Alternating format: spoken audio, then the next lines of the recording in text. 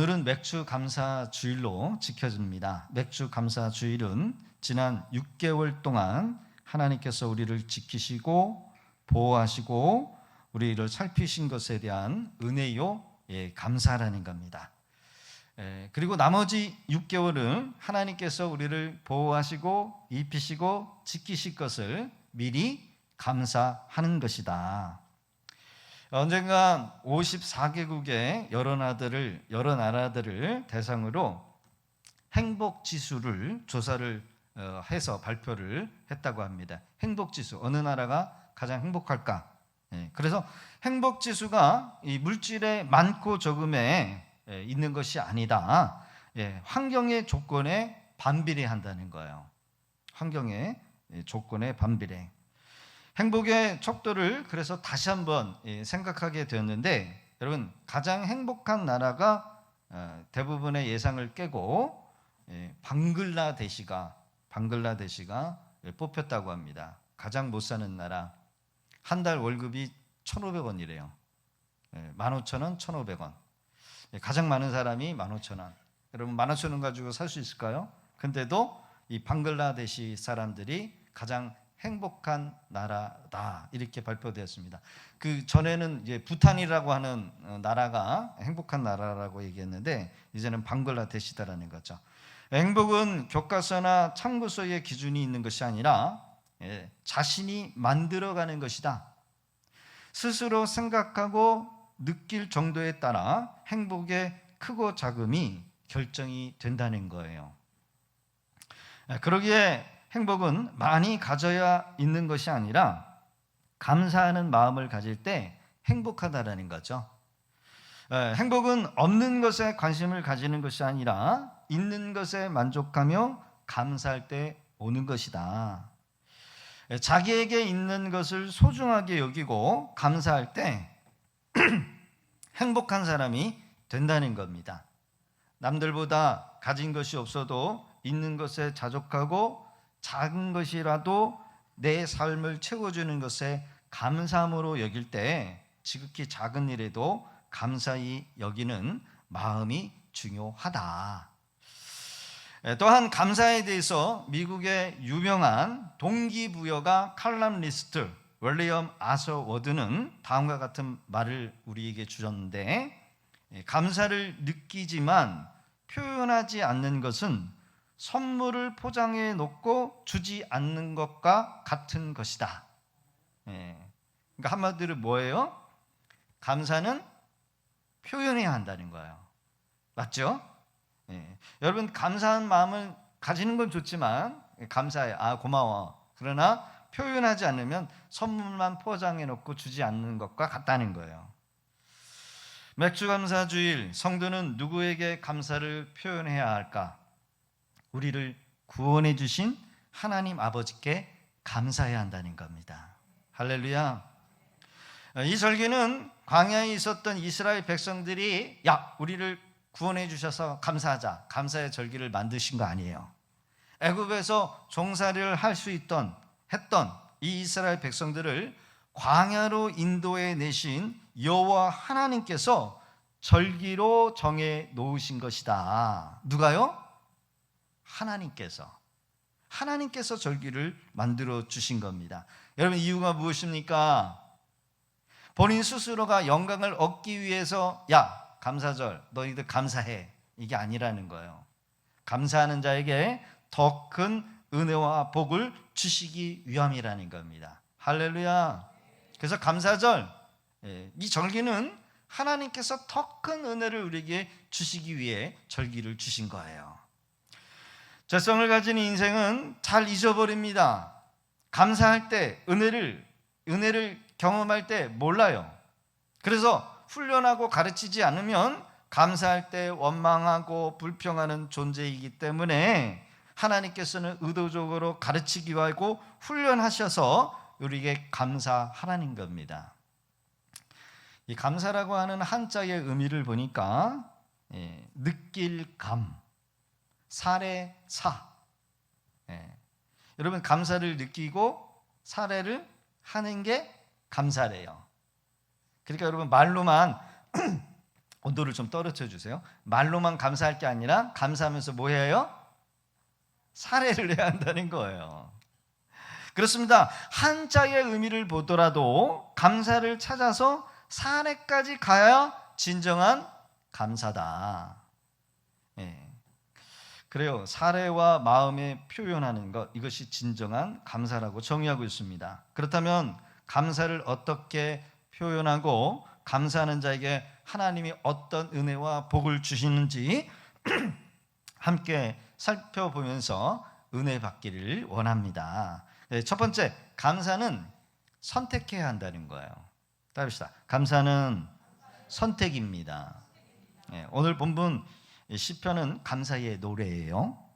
시편 136편은 제가 통째로 다 외우는 그런 장이기도 합니다. 1절부터 26절까지 인데, 여호와께 감사라, 그는 선하시며 그 인자심이 영원함이로다 라는 말이, 그 중에 여러분 감사라고 하는 말이 계속 1절부터 26절 각 절마다 감사 26번 반복하고 있다는 거예요.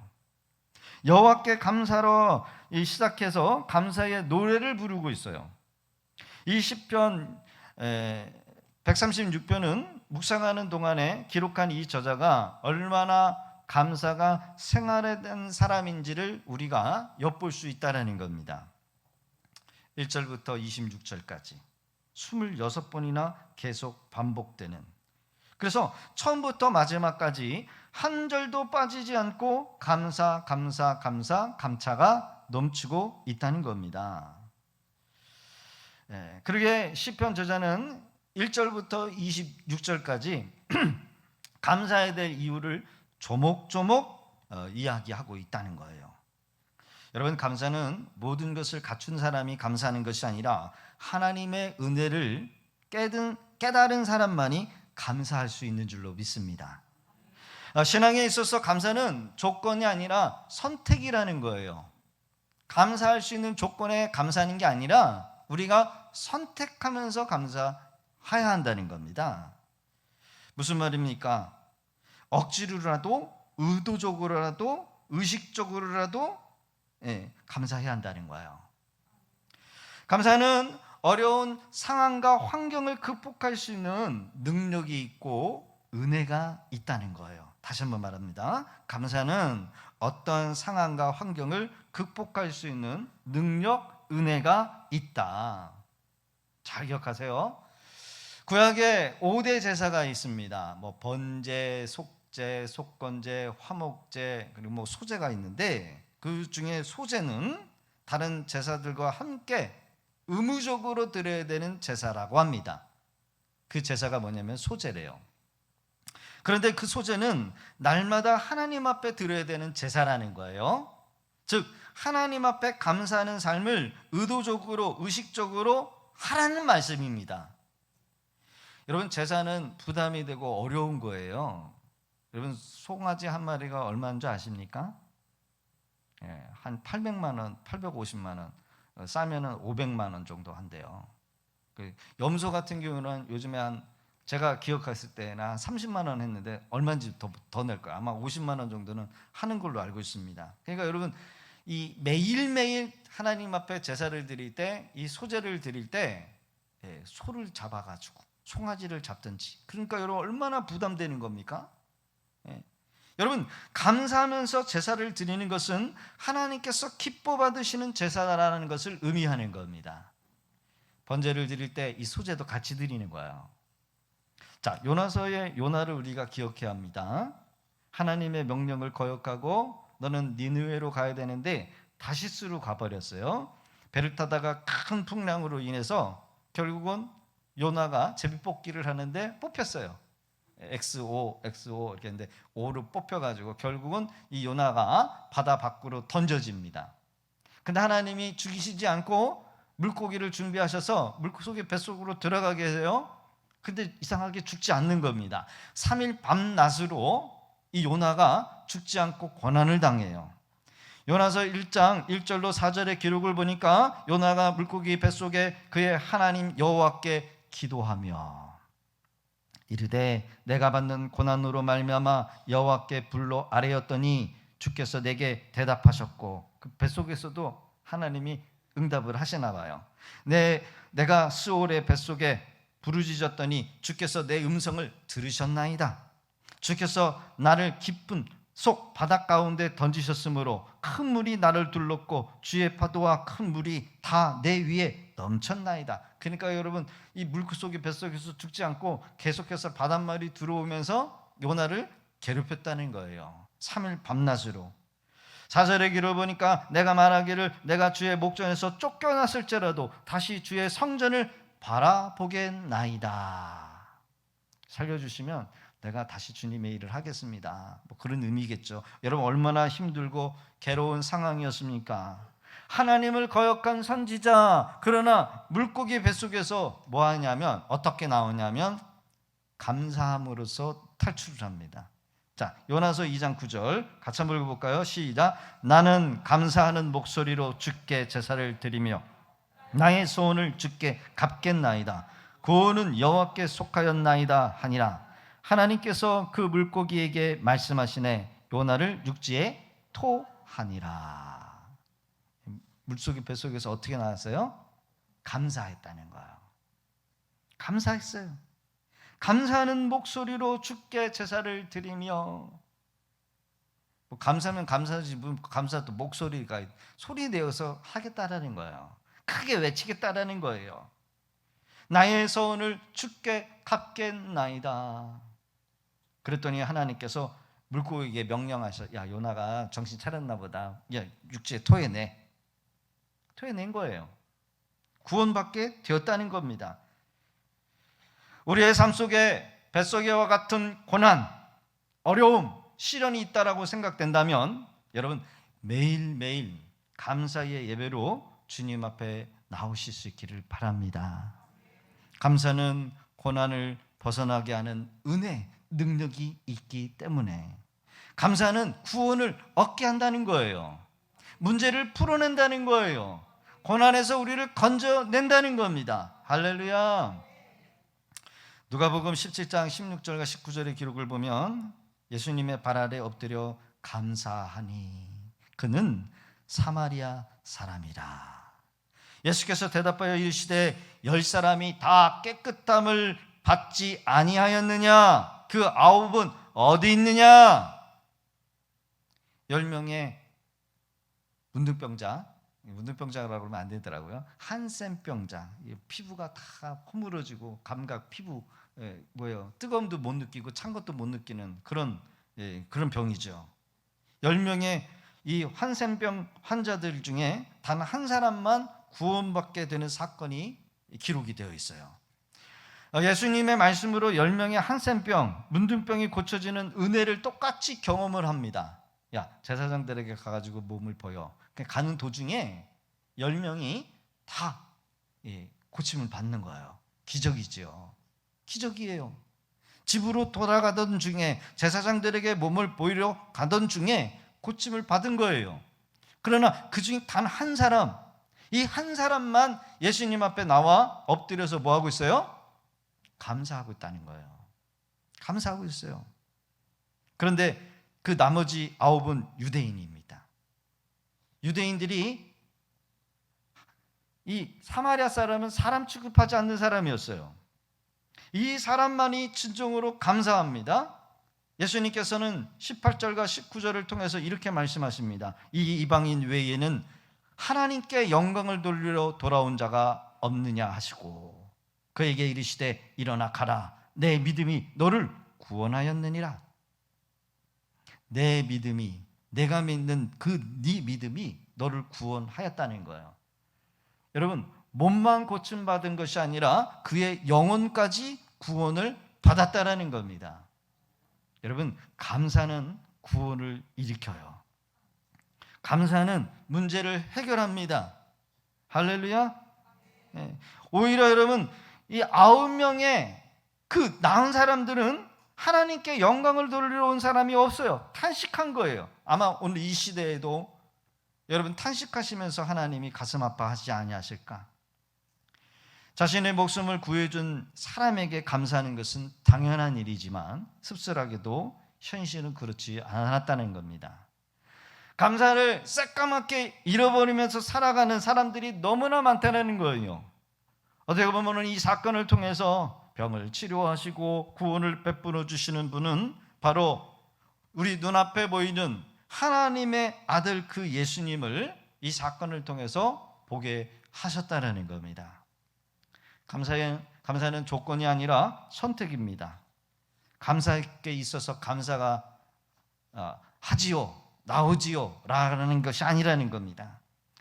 감사할 수 없는 고난 가운데 사건 속에서도 감사하면 구원이 이루어지는 거예요. 할렐루야. 감사는 표현하지 않으면 잃어버리게 됩니다. 잃어버리게 되어요. 그러게 우리가 작은 것이라도 여러분 우리 안에 감탄사를 감정으로 감사로 표현할 수 있어야 한다는 겁니다. 여러분 감사하실 수 있기를 바라요. 사랑도 표현해야 된다는 거야. 사랑. 내가 당신 사랑하는 거 알지? 그게 아니라 표현해야 그게 진짜 사랑이래요. 그러나 우리 감사 생활을 하지 못하는 큰 이유가 몇 가지가 되는데 그 첫 번째가 뭐냐면 욕심이라는 거예요. 욕심. 욕심. 만족하지 못하고 욕심 부리기 때문에 감사를 잃어버린다는 거예요. 두 번째는 원망과 불평과 불만 때문이라는 거예요. 그렇죠? 원망하고 불평하고 불만을 많이 가진 사람에게는 여러분 절대로 행복할 수도 없고 감사가 있을 수도 없다는 거예요. 세 번째로는 비교의식이라는 겁니다. 남과 비교하는 거예요. 우리 교회와 옆의 교회를 비교하고 우리 교회와 우리 옆에 있는 성도하고 비교하고 우리 사업장과 또 남의 사업장 비교하니까 여러분 감사가 넘치지 못한다는 겁니다. 감사를 방해하는 가장 큰 적은 바로 비교라는 거예요. 마지막으로 감사하지 못하는 이유는 염려 때문이라는 거예요. 염려. 일어나지 않는 일들에 대해서 계속해서 생각하고 그것을 묵상하고 그래서 여러분 감사를 잃어버린다는 겁니다. 많은 사람들에게 영향을 미치는 많은 인물들 공통점이 있는데 수많은 역경과 실패 속에서도 역경을 극복할 수 있는 그 비결이 뭐냐? 바로 그 역경과 시련과 고난을 성공의 재료로 삼고 감사했다는 거예요. 할렐루야. 역경과 시련과 어려움을 무슨 재료? 성공의 재료로 삼고 감사했다는 거죠. 여러분 왜 그 자리, 그 성공하는 자리까지 여러분 어려움이 없겠습니까? 상처가 없겠습니까? 그러나 여러분 성공한 사람들을 대부분 만나서 얘기를 보면 상처가 다 있어요. 그러나 그 상처를 상처로 생각하지 않고 상처를 남기지 않고 그 상처를 이기고 성공의 재료로 삼았다는 거예요. 사탄은 우리 안에 부정적인 생각, 부정적인 감정을 일으키죠. 그래서 더 이상 감사하지 못하도록 좌절을 시킵니다. 오늘 집에 가셔가지고요 A4지에다가 아주 원망 불평한 것들을 다 써가지고 계속해서 묵상해 보세요. 누가 그러시네요. 주여. 그렇죠? 그거 묵상하면 뼈가 마르고 잠도 못 자르고 지난 과거에 실패했던 거 내가 내 인생 자기 연민에 빠져요. 자기 연민에 빠져요. 그러나 그리스도의 사람은 상처를 용서하는 데 있다는 거예요. 할렐루야. 상처가 있지만 용서가 있어요. 미움이 있지만 용서해요. 그러나 감사로 바꿔서 승리하는 삶을 하나님이 살게 하신다는 겁니다. 그렇게 사는 저와 여러분 되시기를 주 이름으로 축복합니다. 예수님은 나사로의 죽음 앞에서 불평하거나 원망으로 일을 처리하지 않으셨어요. 일부러 지체하셔가지고 나사로가 죽었어요. 그래서 갔더니 사람들이 벌써 장사를 지내가지고 돌문을 만들어 놓고 봉일까지 해버렸어요. 갔더니 나사로의 여동생 마리아와 마르다가 올 필요가 왜 있습니까? 왜 이렇게 늦게 왔습니까? 원망해요. 그러니까 주님이 민망히 여기시더라라고 하는 그 구절을 우리가 생각해 봅니다. 요한복음 11장 41절의 기록을 보니까 돌을 옮겨 놓으니 예수님이 말해요. 돌을 옮겨놔라. 예수님께서 눈을 들어 기도해요. 우러러 보시고 이르시되 아버지여 내 말을 들으신 것을 감사하나이다. 내 말을 들으신 것을 감사하나이다. 여러분, 사흘이나 죽어서 무덤에 장사된 나사로, 예수님은 하늘의 아버지께 뭐하고 있어요? 기도하면서 감사하고 있다는 거예요. 남의 초상집에서 지금 장사 지내고 있는데 감사합니다. 그럼 어떻게 돼요? 딱이 맞아요. 욕 얻어먹어요. 쫓겨나요. 예수님은 의도적으로 감사를 선택합니다. 나사로의 이 죽음을 통해서 하나님의 영광을 드러내는 역사를 이루시기 위하여. 우리의 삶에 감사는 실패를 성공으로 만들어냅니다. 원망과 불평한 상황 속에서 감사를 선택하면 승리와 성공의 재료가 되는 기적의 역사가 나타나는 거예요. 믿으십니까? 그러기에 여러분, 감사를 선택하실 수 있기를 바라요. 지금 사고가 나고, 지금 사업에 부도가 나고, 지금 어려움이 생기고, 누군가가 지금 곤란 가운데 있다라고 한다면, 가족 중에 여러분 원망하고 짜증나고 스트레스 받지만 그걸 감사로 바꿔요. 감사로. 뭔가 하나님의 뜻이 있겠지, 하나님이 뭔가 역사하시겠지. 두 번째로는 감사는 훈련이라는 거예요. 따라해 봅시다. 감사는 훈련입니다. 훈련이요. 감사는 마음으로 되는 게 아닙니다. 감사는 매일같이 훈련으로 이루어진다는 거예요. 시편 136편 저자는 매일같이 하나님의 선하심, 하나님의 인자심, 어떻게 이것을 노래로 만들어서 감사로 표현할 수 있을까? 그래서 감사는 훈련이었어요. 매일매일 반복적인 훈련이 없이는 뛰어난 장인이 될 수가 없어요. 장인이 되기까지는요, 거기에 많은 시간과 노력과 반복된 것을 훈련해야 장인이 되더라고요. 이 도자기 하나 만드는 것도요, 뭐 일주일에 한번 배운다고요 멋있는 도자기가 나오는 게 아니더라고요. 수십 년의 세월을 이 진흙과 함께 이 손이 닳고 지문이 닳고 실패와 아주 그냥 땀 흘림에 이게 없으면은 이 장인이 안 돼요. 이 장인이. 저도 이제 가죽 공예를 이렇게 몇 번 해봤는데 힘들어요. 이 바늘 2개 들고서는 이렇게 꼬매는 게 힘들어요. 꼬매고 나면 손도 아프고, 가죽의 종류도 알아야 되고, 그러니까 시간도 많이 투자해야 돼. 쉬운 게 아니라는 거예요. 여러분, 감사, 하나님의 은혜와 축복이 있는 것을 알아요. 여러분, 우리가 하나님의 은혜와 축복은 감사하는 자에게 오는데 그냥 오는 게 아니라 이 장인처럼 훈련이 되지 않으면 여러분 결코 하나님의 은혜와 축복을 내 것으로 만들 수 없다는 겁니다.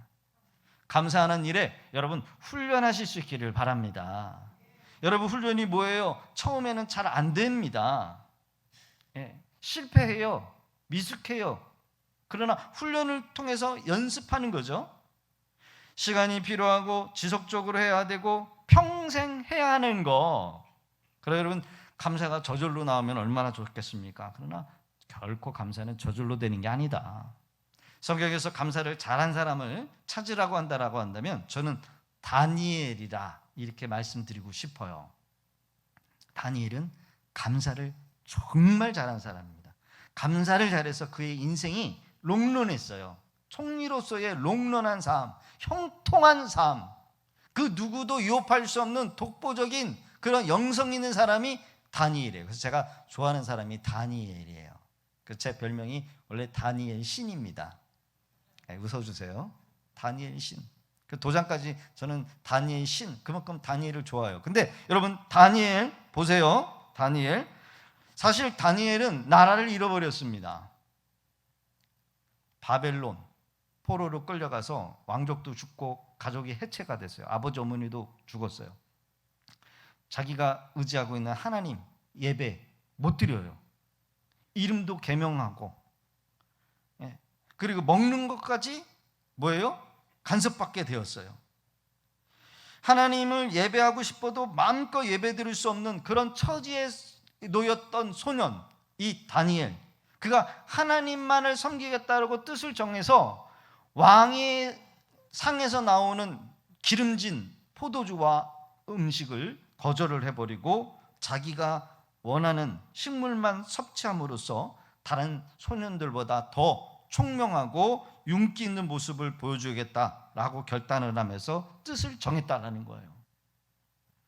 다니엘은 하루에 3번씩 기도의 자리에 나가 하나님 앞에 감사했다라는 그 구절을 우리가 잘 알 겁니다. 다니엘서 6장 10절 시작. 다니엘이 이 조서에 왕의 도장이 찍힌 것을 알고도 자기 집에 돌아가서 윗방에 올라가 예루살렘으로 향한 창문을 열고 전에 하던 대로 하루 3번씩 무릎 꿇고 기도하며 그 하나님께 감사하였더라. 아멘.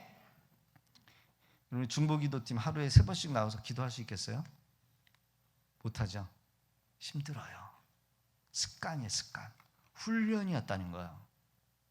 자기 집에 돌아가서 윗방에 창문을 향하여 열고 전에 하던 대로 하루에 몇 번씩? 분명히 3번이라고 했죠. 그것도 무릎을 꿇고, 더 나아가 무슨 기도를 했대요? 하나님 앞에 감사하였다는 거예요. 다니엘의 감사의 기도가 매일 하루에 3번씩 무릎을 꿇고 기도를 올렸어요. 다니엘은 기도하면 죽는다는 것을 알고 있음에도 불구하고 전에 하던 대로, 그는 감사하면 죽는다는 것도 알고 있었음에도 불구하고 전에 하던 대로 무릎을 꿇고 하나님 앞에 감사했다는 거예요. 그런데 끝까지 기도했고 끝까지 감사했어요. 그가 붙들려 가지고 사자굴에 던져지는 순간에도 그는 그 안에서 뭐 했어요? 기도했다는 거예요. 아이, 그까지 뭐 그냥 어인 도장 찍었는데 며칠 쉬면 되는 거 아니야? 끝까지 끄고. 그죠? 아싸, 기도 안 한다. 편히 쉬자. 우리는 그럴 수 있어요. 살인판을 걷는 생명의 위협 속에서도 그의 감사의 기도는 입술을 떠나지 않았다는 겁니다. 결국 죽음 앞에서도 평생 감사를 드린 다니엘, 느부갓네살 왕, 다리우의 왕, 고레스의 왕까지 여러분 총리를 3대째까지 갔다는 거예요. 형통을 누리는 축복의 사람이 되었다는 거예요. 감사는 훈련이 될 때 능력으로 나타납니다. 따라합시다. 감사는 훈련이 될 때 능력으로 나타납니다. 할렐루야. 다니엘이 승승장구하는 형통한 능력 있는 삶을 살았던 그 비결이 바로 이 감사의 기도의 능력이었다는 거예요. 여러분, 우리의 삶에 승리를 원한다라고 한다면 감사를 훈련해야 될 줄로 믿습니다. 반드시 감사하는 자에게 하나님이 함께 하셔요. 감사하는 자를 통해서 하나님의 영광의 빛이 나타나게 되는 줄로 믿습니다. 여러분, 우리가 뭘 하든 주의 일을 하는데 인상 쓰면서 마지못해 가지고 하는 거하고 감사로 나 같은 자에게 하나님의 은혜를 주셔서 나를 써주시고 내 물질을 써주시고 내 건강을 써주신다라는 이 생각을 가지고 여러분 봉사하는 것도 하고 나 아니면 안 돼, 나 없으면 안 돼, 이게 아니라는 거죠. 그래서 여러분요, 감사를 선택해야 되고 감사를 훈련받은 사람은 지금의 고난과 시련과 역경과 실패를 긍정적인 태도로 바꾸는 그런 힘이 있는 줄로 믿습니다. 이게 감사하는 자의 능력이에요. 현실의 고난과 시련과 역경과 실패를 뭐예요? 성공의 재료로 삼고 긍정적인 태도로 그것을 바꿔 간다는 거예요. 바울 사도는 나는 자족하기를 배웠다라고 하는 유명한 말을 했죠. 가난 중에도 처하고 가난 때문에 감사를 잊지도 않고 그는 풍요 가운데서나 그렇지 못한 가운데서도 선교의 사역을 잘 감당해냈던 사람, 그 비결이 뭐냐? 자족함을 배웠다는 거예요. 우리가 주님 안에서 건강하고 기쁠 때 누리는, 여러분 반드시 회복해야 될 2가지는 뭐냐? 바로 이 자족하는 훈련의 연습을 해야 한다. 만족이죠, 만족. 그리고 감사하는 것을 잊지 않는 겁니다. 항상 감사하는 것. 목회를 하면서 가난함, 이 가난함이 저에게 큰 훈련이었어요. 신학교, 저는 25살 때부터 전도사라고 불렀는데, 신학교 가기 전부터 전도사라고 그랬어요, 목사님이. 그래서 전도로서의 훈련을 받는데, 여러분 25살의 청년이 뭐 해야 돼요? 교회에 있으면 안 되죠. 한참 밖에 나가서 돈 벌어야 돼. 돈 벌어야 돼. 일하고 돈 벌어야 될 이 청년이 군대 제대하고 나서 바로 교회에 전도사로 투입돼서 일했어요. 그것도 개척교회. 목사님하고 나밖에 없어요. 성도는 사모님하고 다예요. 근데 저를 전도사를 만들어 놓고 신학교 보내셨어요. 한참 돈 벌어야 돼. 그래서 낮에는 열심히 신학교 가서 공부하고 밤에는 교회 와가지고 열심히 기도했어요. 그게 저의 삶의 시작이었어요. 돈을 벌어야 될 장남이 돈 벌지 않고 신학교에 가서 돈 벌면서, 그때부터 이제 하는 것이 이제 기도 생활이지만 사역이지만, 그때부터 온 게 아니라 누가 그냥 공짜로 돈 줍니까? 돈도 안 줘요, 개척교회에서. 여러분, 그 가난의 훈련이 제 목회 생활, 목회를 시작하면 사역하는 그 때에 이것이 큰 훈련이 되었다는 거예요. 가난하지만 자족함을 배웠어요. 대부분 목회를 하다가 개척을 하다가 어려우면 돈 벌러 가야 돼. 돈 벌러. 그렇죠? 옛날에 저도 개척교회를 하다가 돈이 어려워가지고 현수막을 뜯어가지고 이렇게 한 적이 있어요. 현수막. 그랬더니 하나님이 그것도 싫어해가지고 너희들은 현수막 뜯어서 안 돼. 못하게 하시더라고요. 더 가난한 사람들이 현수막 뜯어가지고 그것도 돈을 다 주는 게 아니라 일부만 주더라고요.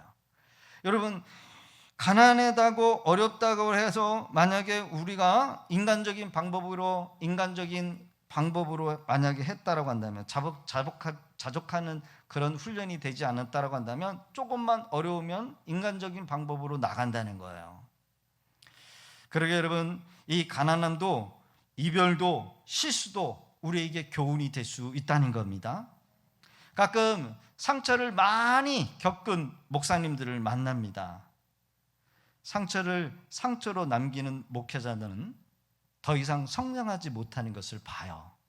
그러나 상처를 극복하고 감사와 자족할 줄 아는 목회자들은 더 큰 그릇으로 성장해 있는 모습을 보게 됩니다. 사업을 하다가 실패를 겪을 수 있습니다. 인간관계의 실패를 경험합니다. 배신도 당하고 믿는 그 사람에게 발등을 찍히는 경우도 있어요. 그런 아픔도 다 있습니다. 그러나 그 모든 일에 감사로 훈련된 사람들은 모든 일을 성공할 재료로 삼아서 결국 성공을 하더라는 거예요. 그러기에 감사하실 수 있기를 바랍니다.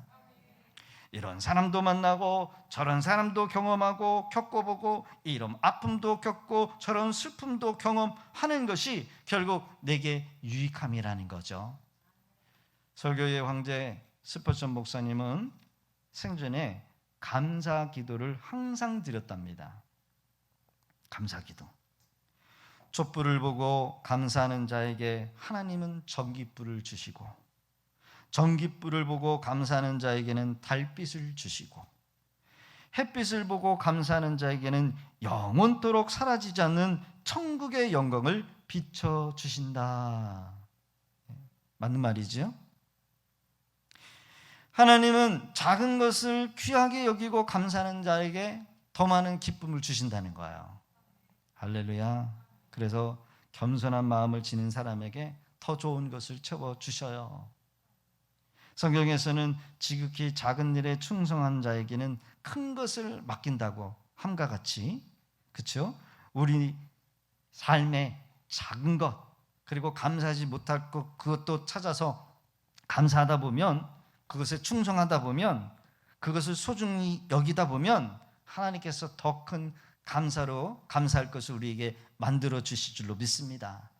여러분, 원망하고 불평하는 이스라엘 백성들, 빨리 광야길 벗어나기 위해서 인상 쓰고 모세를 대적하고, 왜 우리를 이 광야에다 몰아다 내느냐 막 때를 썼잖아요. 그랬더니 결과가 뭐였습니까? 밑에서 불뱀이 올라와가지고 그들을 물어 죽였어요.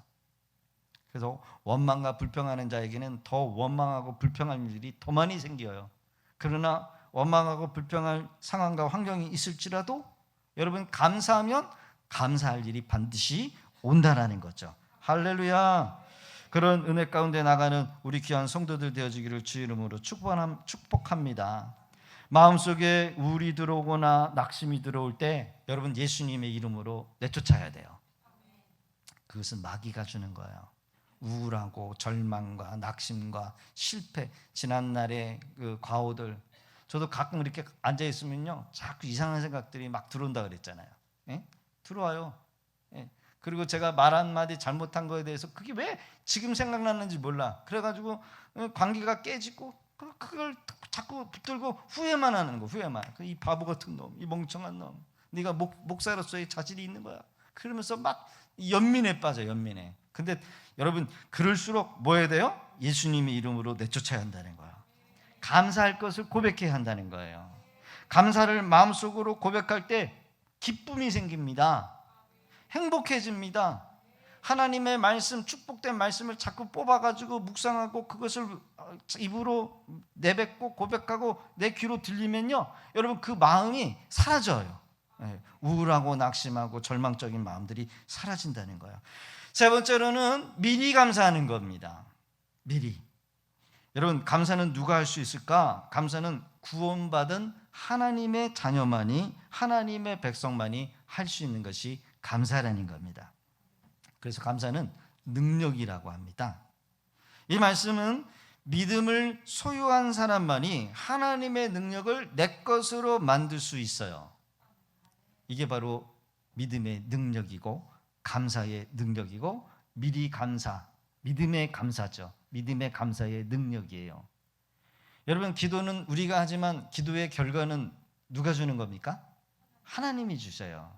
우리가 하나님을 바라볼 때 하나님이 이 문제를 해결할 수 있을까? 하나님이 시간도 없으실 텐데 이런 거 해주실 수 있을까? 이게 아니에요. 기도는 내가 해야 되지만 그거는 하나님이 해주실 목이기 때문에 여러분 하나님이 시간이 없어서 하나님이 이런 거 해결해 줄 수 있는 능력이 있고 없고는 중요한 게 아니에요. 하나님은 우리에게 기도하라고 뭐예요? 명령하신 겁니다. 할렐루야. 믿음의 감사, 믿음 감사. 여러분 감사할 수 있는 조건 하나도 없을 때 미리 감사는 하나님의 능력을 끌어오는 믿음의 힘이다라는 것을 기억하면서 여러분 하나님을 줄 생각도 없는데 미리 감사해서 끌어내는 그런 믿음의 사람 되시기를 주 이름으로 축복합니다. 시편 136편 오늘 본문 25절 26절에는 모든 육체에게 먹을 것을 주신 이에게 감사하라. 모든 육체에게 먹을 것을 하나님이 주신다라고 고백하고 있어요. 여러분 오늘 아침에 오실 때 하나님이 밥상 차려주셔서 먹고 오셨습니까? 아니죠. 근데 하나님이 주셨다라고 고백하는 이유는 무엇입니까? 사실 우리의 인생 노력하고 애쓰고 농사짓고 야채와 고기를 우리가 우리 손으로 먹는다라고 생각을 하지만 엄밀히 따지면 하나님께서 그 모든 것들을 주신 거예요. 여러분 바다의 고기 하나님이 입히시고 먹이신 겁니다. 우리가 야채를 나무를 여러분 심고 가을이 되어서 여러분 열매를 기대하지만 그 열매가 상품 가치가 되게 하는 결정적인 순간은 하나님의 비춰주시는 공기와 바람과 햇빛 때문에 결과가 맺혀지는 거예요. 아무리 농사를 지은다 할지라도 갑작스럽게 여러분 추수할 그때에 여러분 태풍이 불고 우박이 떨어져 버리면 여러분 상품 가치로 여러분 먹을 수가 없는 거예요. 무엇을 말합니까? 짐승을 기르는 이 농사꾼, 농축업 하시는 분들 여러분 아무리 짐승을 잘 기른다 할지라도 질병 한번 휙 쓸고 나가버리면 여러분 고기 먹을 수 없는 거예요. 결국 하나님의 손에서 나는 것이다 하는 것을 고백하는 겁니다. 할렐루야. 바다의 물고기가 여러분 아무리 시원처럼 다 돌아다닌다 한다 할지라도 여러분 하나님의 결정적인 손에 의해서 바다의 물고기가 어부에게 잡히게 하고 어부가 좋은 생선을 여러분 팔아가지고 우리에게 주시고 공급하는 것이지 여러분 결코 인간 한계는 거기서 거기라는 거예요. 세상 만물의 창조주이신 하나님 아버지께서 물고기 2마리와 보리떡 5개를 가지고 5천 명을 먹인 것은 인간에게 보기에는 기적이요. 그러나 천하 만물의 주인이신 하나님 안에서는 그것이 여러분 기적입니까? 기적이에요. 물로 포도주를 바꾸는 거 우리에겐 기적이지만 여러분 천하 만물을 지으신 하나님의 영역 안에서는 그건 기적이 아니에요. 당연한 거예요. 왜? 자기 것이기 때문에. 믿음은 능력입니다. 하나님을 믿는 믿음의 능력이 내 것이 되면 얼마든지 우리는 감사, 그 이상의 감사를 드릴 수 있어요. 여러분 우리가 하나님을 믿는 믿음만큼 우리의 삶의 능력이 나타나는 줄로 믿어요. 할렐루야. 그러게 믿음의 감사를 올리실 수 있기를 주의 이름으로 축복합니다. 말씀의 결론입니다. 감사는 믿음의 척도래요. 지금 나의 삶이 천국이냐 지옥이냐 이것은 내가 감사하느냐 감사가 없느냐에 따라 천국과 지옥이 된다는 거예요. 영국의 유명한 격언에 지옥이란 감사할 줄 모르는 사람들이 가득 찬 곳이고 천국이란 감사할 줄 아는 사람들로 가득한 곳이다 라고 했다라는 거예요. 여러분 천국과 지옥은 감사냐 원망이냐, 그렇죠? 구원받은 성도에게 해야 될 일이 무엇일까요? 감사밖에 없습니다. 우리가 하나님의 은혜로 구원받은 이 사실을 우리가 매일매일 잊지 않고 살아가는 거예요. 고백하는 거예요. 의도적으로, 의식적으로, 의지적으로 감사할 수 있는 그런 우리 성도님들 되시기를 주의 이름으로 부탁드립니다. 나는 예수님의 공로로 구원받았습니다. 하나님이 나를 구원해 주셨습니다. 나는 하나님의 자녀가 되었습니다. 하나님 안에 내가 자녀가 되었습니다. 하나님의 자녀가 되어주게 해주신 이 은혜 하나님 감사드립니다. 할렐루야. 나는 영원한 죄와 사망에서 구원받았습니다. 그러기에 영원한 하나님의 나라의 상속권자입니다. 할렐루야. 그러니까 우리가 넘어져도 우리는 천국이요, 자빠져도 천국이요, 망해도 천국이요, 잘 살아도 천국이에요. 이래저래 우리는 천국 갈 수밖에 없는 인생이기에 여러분 기뻐하실 수 있기를 바랍니다. 행복해 하시기를 바랍니다. 감사하실 수 있기를 바랍니다. 아멘.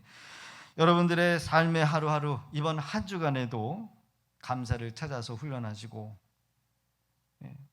원망하고 불평할 그 시간에 감사하는 그런 우리 성도님 다 되실 수 있기를 바랍니다.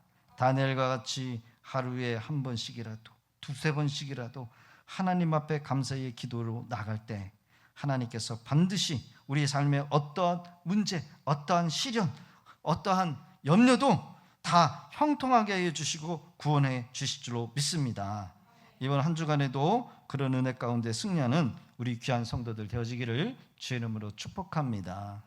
오늘 합심해서 한번 기도하기를 원합니다. 하나님, 오늘 주시는 말씀을 마음에 새기게 하여 주시고 내 삶에 어떠한 어려움과 시련과 괴로움이 있을지라도 감사로 바꾸게 하여 주시고 구원받게 하여 주옵소서. 우리 주여 한번 외치시고